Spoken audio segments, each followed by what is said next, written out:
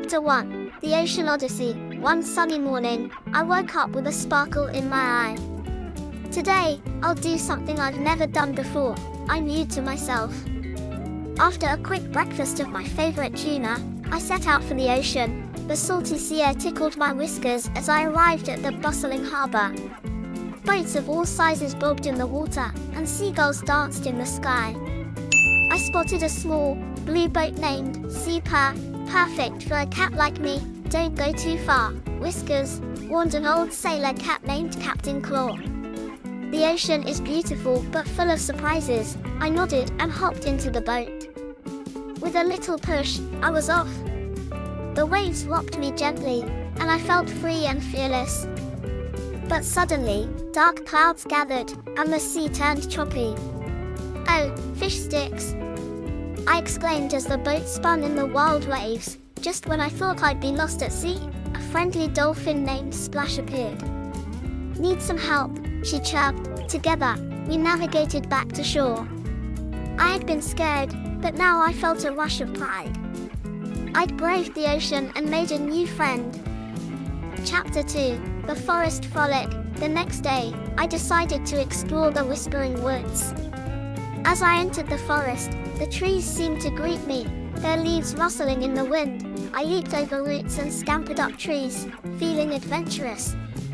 Then, I heard a soft whimpering. Following the sound, I found a small puppy, lost and scared. "Don't worry, I'll help you find your way home," I said with a comforting purr. The puppy, whom I named Barkley, wagged his tail and followed me. We journeyed through the woods, marveling at the butterflies and birds. As the sun began to set, we found Barkley's home. His family was overjoyed to see him. "I couldn't have done it without you, Whiskers," Barkley barked happily. As I walked back home, stars twinkling above, I realized adventures were not just about exploring new places, but also about helping others. Chapter 3, Ascent in a Balloon. One morning, as I gazed at the sky, I spotted something flying. It was a big and colorful hot air balloon. "Oh, how I wish I could be up there," I murmured. And then an idea struck me. I immediately visited Mrs. Breeze, who lived on the outskirts of town and organized balloon flights. I explained my situation, and surprisingly, she said, "Of course, why not?" When I jumped into the balloon, my heart started beating with excitement. Mrs. Breeze pulled the rope, and we slowly began to ascend. The town, trees, rivers, everything looked so small. However, the wind grew stronger, and the balloon began to sway uncontrollably. "Don't worry, Whiskers, I'll handle this," Mrs. Breeze said calmly.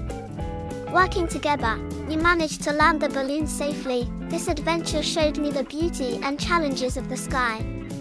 And, of course, the power of teamwork. Chapter 4, In Search of the Lost Treasure. My next adventure began with an old map. The map was hidden in an old bookshelf next to my house and led to the lost treasure. I studied the map and set out to find the treasure.